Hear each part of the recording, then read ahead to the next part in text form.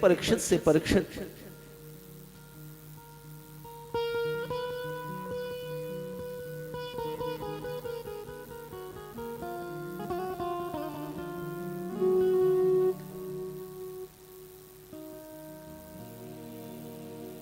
प्रजापति बने जब दक्ष, अहंकार हो गया। एक बार देवताओं के साथ बैठक कर रहे थे तो देवताओं की सभा में जैसी प्रवेश किया प्रजापति ने, उनको देख करके सब खड़े हो गए। लेकिन महादेव नहीं खड़े हुए, भगवत भजन में लीन थे। दक्ष प्रजापति को अपमानित महसूस हुआ, मुझे देख करके सब देवता खड़े हुए लेकिन मेरा जामाता महादेव ही न खड़ा हुआ। बहुत दुर्व्यवहार किया उन्होंने। उनको व्यथित करने के लिए उन्होंने यज्ञ का आयोजन किया। यज्ञ में समस्त देवताओं को, देवियों को बुलाया, महादेव को न बुलाया। भगवती सती को आवेश आया। भगवती सती ने यज्ञाग्नि में अपने शरीर को भस्म कर दिया। बाद में भगवती सती जो हैं वही उमा के रूप में अवतरित हुई, पार्वती के रूप में उनके साथ विवाह हुआ। 5 अध्याय में इसकी चर्चा है। 6 अध्याय में बाद में परीक्षित जी ने प्रश्न किया, आप कह रहे थे स्वयंभू मनु की 3 पुत्रियां हैं, आकुति, देवहूति और प्रसूति। 2 पुत्र हैं, प्रियव्रत और उत्तानपाद। सरकार, ये प्रियव्रत कौन है, उत्तानपाद कौन है, यह कृपा करके बताएं। भगवान सुखदेव कहते हैं, परीक्षित ध्यान पूर्वक श्रवण करो। उत्तानपाद का शाब्दिक अर्थ होता है जिसकी समाज में ऊंची प्रतिष्ठा है, वह उत्तानपाद है। जिसकी समाज में ऊंची प्रतिष्ठा वह उत्तानपाद। उत्तानपाद की पत्नी है, नाम है सुनीति। सुनीति जो है इनकी नीति सुंदर है। सुनीति का शाब्दिक अर्थ होता है सुष्ठुर नीतिर यस्य सह सुनीति। जिसकी नीति सुंदर है वह सुनीति है। एक दिन निर्जन वन में शिकार के लिए उत्तानपाद गए। वहां एक युवती को रुदन करते हुए देख लिया, मन बिगड़ गया। देवी कौन हो तुम? मेरा नाम है सुरुचि। उसके रूप पर उत्तानपाद इतने आसक्त हुए कि गांधर्व विधि से विवाह कर लिया, गांधर्व पद्धति से।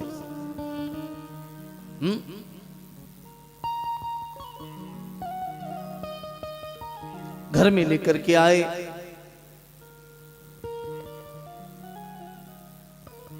गांधर्व विधि से जैसी घर में लेकर के आए, सुरुचि ने देखा सुनीति को, बोले आपकी पत्नी पूर्व से थी तो मुझे लेकर के क्यों आए, मेरे साथ विवाह क्यों किया?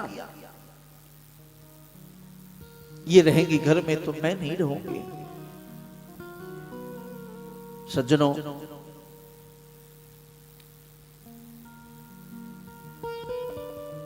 कामातुरा नाम न भयम न लज्जा। जब जीवन में विकार प्रकट होता है तो व्यक्ति निर्लज्ज और पतित हो जाता है। उत्तानपाद ने अपनी सुनीति नाम की पत्नी को, जिसकी नीति सुंदर थी, उसको निर्जन वन में भेज दिया सुरुचि के लिए। लेकिन जिसकी नीति सुंदर है, यदि वह जंगल में भी होगा तो भी वह मंगल ही करेगा। निर्जन वन में जाने के बाद भी भगवत भजन में संलग्न रही वह। वहां जितने संत थे उनकी खूब सेवा करती, सोहिनी सेवा करती, पुष्प बीन के लाती, उनके पार्षदों को साफ करती। एक दिन की बात,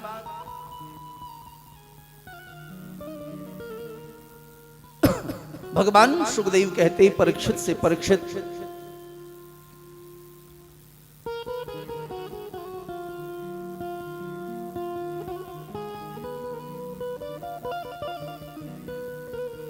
शिकार के उद्देश्य से, खेलने के उद्देश्य से उत्तानपाद वन में पधारे।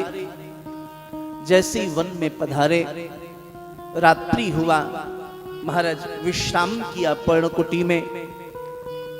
परिणाम हुआ 9 माह के पश्चात सुनीति ने एक सुंदर संतान को जन्म दिया। संतों ने उस बालक का नाम रखा ध्रुव। ध्रुव विश्वास के प्रतीक हैं। जब उत्तानपाद और ध्रुव का मिलन होता है, सुनीति और उत्तानपाद का मिलन होता है, तो ध्रुव अर्थात विश्वास प्रकट होते हैं। भगवान सुखदेव कहते हैं परीक्षित से, परीक्षित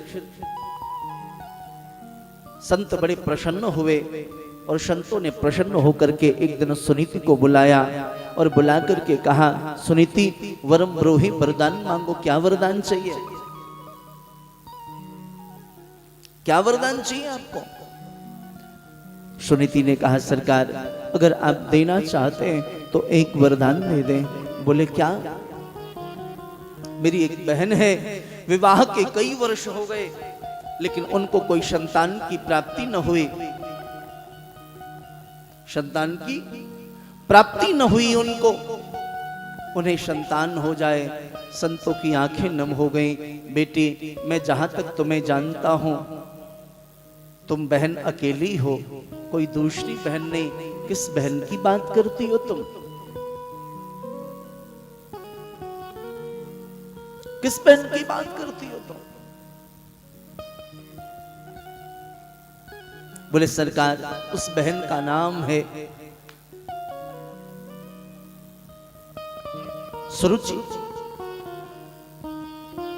संतों की आंखें डबडबा गईं। बेटा जिन चरणों ने कभी मिट्टी को स्पर्श नहीं किया, जिन चरणों ने कभी भी भूमि पर चरण नहीं रखा, उन चरणों को जिस नारी ने कांटों पर चलने के लिए विवश किया, उस नारी के लिए इतना सुंदर भाव, उस नारी के लिए इतने दिव्य भाव आखिर क्यों।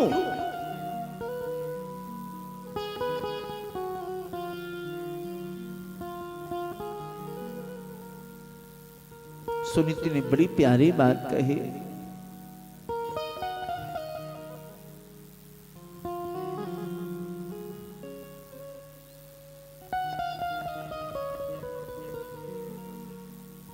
सरकार सुनीति जो है, सुरुचि जो है, निश्चित रूप से उससे कुछ अपराध बने हैं, कुछ गलतियां हुई हैं, लेकिन है तो मेरी बहन ना।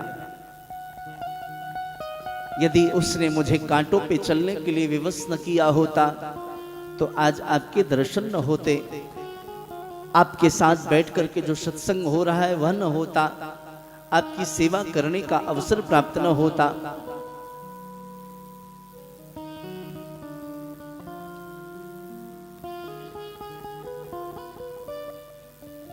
संत प्रसन्न हो गए।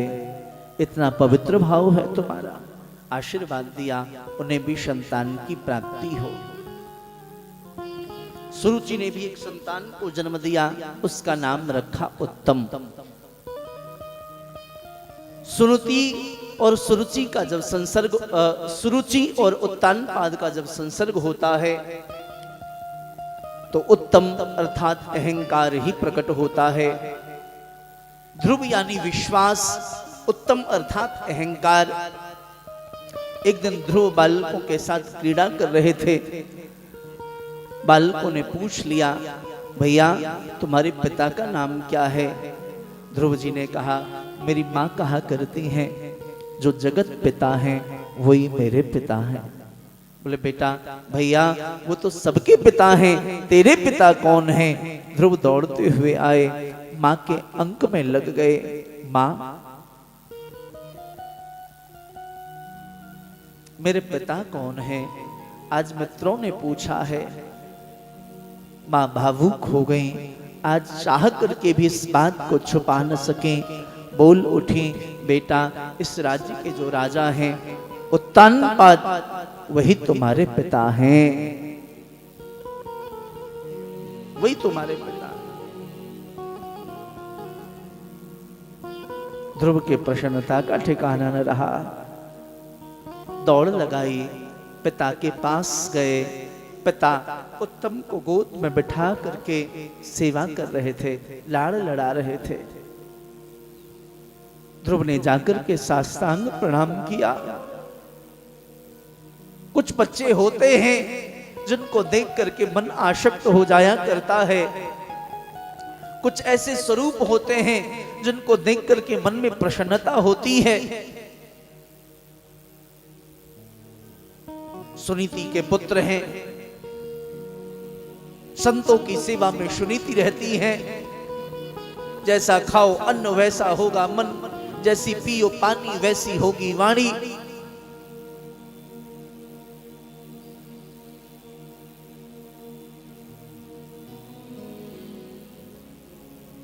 ध्रुव ठाकुर जी के भोग को ग्रहण करते हैं, संतों की सेवा में रहते हैं। सुनीति जैसी मां ने संस्कार दिया है, संस्कारित जीवन तो जीव को अपनी ओर आकर्षित करता ही है। उत्तानपाद ने पूछा, बेटा कौन हो तुम, क्या नाम है तुम्हारा? बालक ने कहा, सरकार इस शरीर को ध्रुव कहते हैं। कहाँ रहते हो? बोले पास के निर्जन वन में पर्णकुटी है, उसमें रहता हूं।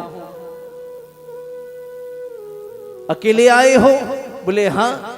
किसके साथ रहते हो? बोले मैं और मेरी माँ, मात्र 2 जने रहते हैं। अब उत्तानपाद मन में विचार करने लगे, इतना सुंदर बालक निर्जन वन में रहता है, अकेली माँ के साथ रहता है। उत्तानपाद ने कहा, बेटा उसी निर्जन वन में एक मेरी पत्नी है सुनीति, वो भी रहा करती है।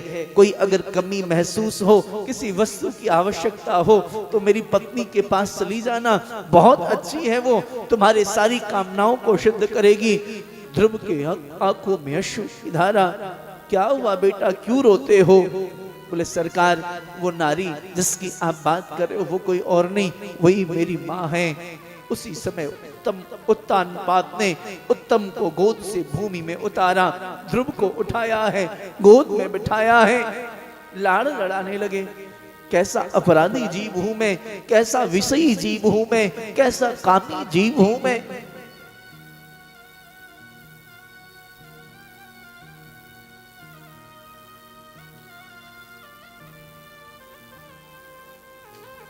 इन बालकों को अपनी ऐसी दिव्य पत्नी को छोड़ करके विषय भोग के लिए सुरुचि के साथ रहता हूं। भगवान सुखदेव कहते हैं परीक्षित से, परीक्षित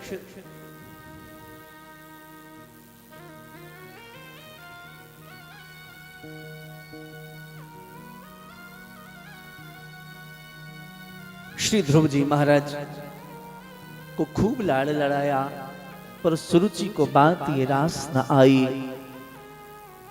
सुरुचि ने आकर के ध्रुव के हाथ को पकड़ा, पकड़ के भूमि में घसीटते हुए कहा, आप इस गोद में बैठने के अधिकारी नहीं हो।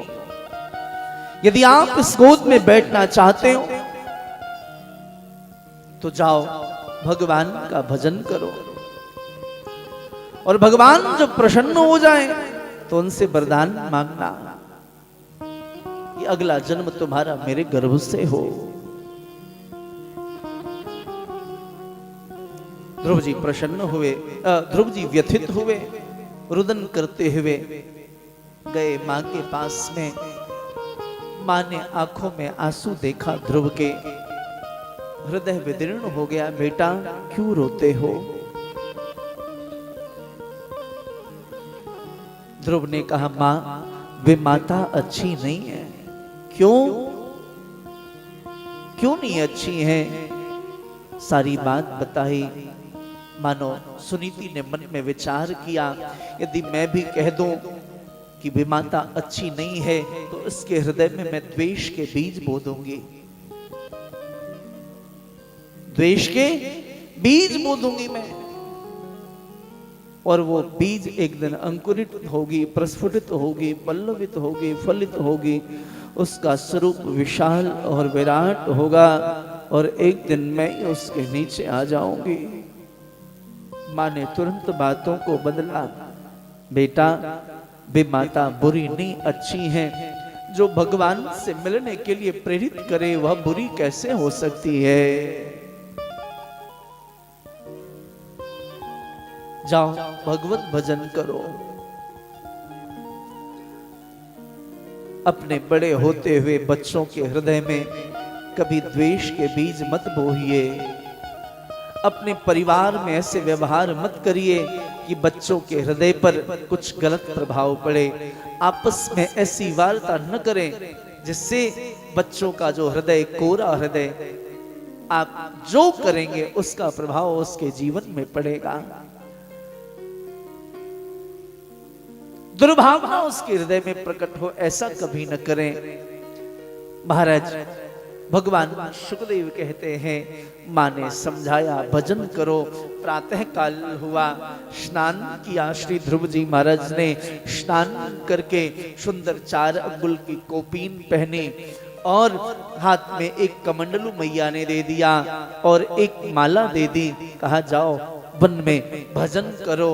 बोले माँ क्या भजन करूंगा। बोले तुम जाओ, भगवान स्वयं ठाकुर जी बताएंगे क्या करना है। निर्जन वन में चल पड़े भगवत भजन के लिए। न मंत्र का ज्ञान है, न कोई विधि का ज्ञान है, किसका भजन करना है कुछ नहीं मालूम। चल पड़े। भगवान शुकदेव कहते हैं परीक्षित से, परीक्षित नारद जी से भेंट हो गई। श्री नारद जी ने देखा इतना सुंदर बालक निर्जन वन में जा रहा है।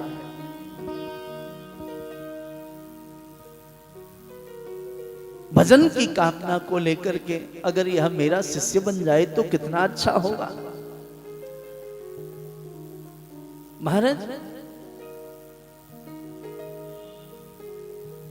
नारद जी महाराज ने शिष्य को बांधने की चेष्टा की, जैसे आप कर रहे हैं। हाँ?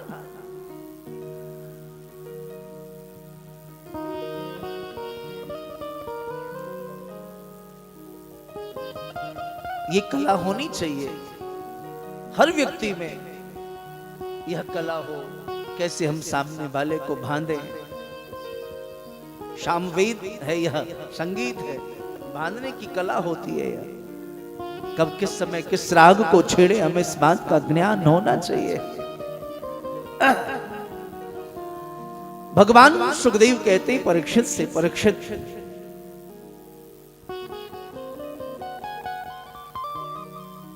श्री ध्रुव जी महाराज को नारद जी ने बुलाया। बेटा कहां जा रहे हो। बोले पास के निर्जन वन में। तुम जा रहे हो पर जा कहां रहे हो। बोले भगवत भजन करने के लिए। नारद जी ने समझाया, बेटा वन में भजन क्या करोगे, भजन तो घर में भी कर सकते हो। वन में तो हिंसक पशु पक्षी जीव जंतु रहते हैं। हाँ? आपका अपना आहार बना लेंगे, वापस चले जाओ।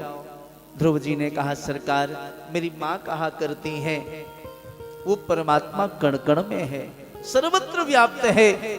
यदि वो सर्वत्र व्याप्त है तो हिंसक पशु पक्षियों में भी तो वो होगा। तो परमात्मा को कैसे खाएगा। बाल स्वभाव उनका। जितनी बुद्धि विवेक थी समझाया। नारद जी समझ गए। नारद जी ने सुंदर मंत्र दिया। बोले जाओ भजन करना। दिव्य मंत्र दे दिया 12 ओम नमो भगवते तुभ्यं वासुदेवाय धीमहि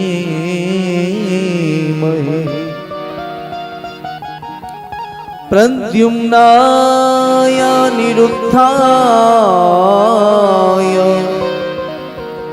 नमः संकर्षणाय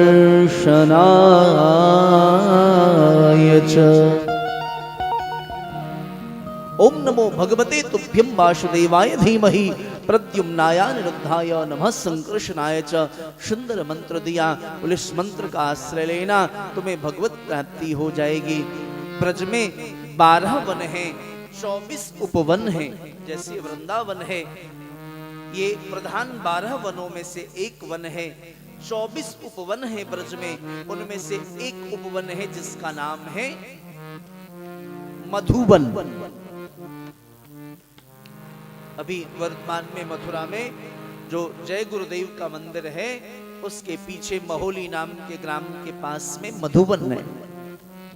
पहले यमुना वहीं किनारे में प्रवाहित होती थी। सुंदर आज भी वन है, निर्जन वन वो। मेरा तो बहुत वहां अब थोड़ा जीवन चक्र पिछले 5-6 वर्षों में बदला, नहीं तो हर महीने 2 महीने में हम वहां जाते। और वहां पर गुफा भी है आज भी, जहाँ ध्रुव जी महाराज ने बैठ करके भजन किया। तो यमुना जी में तो खड़े होकर के बाद में किया। आज भी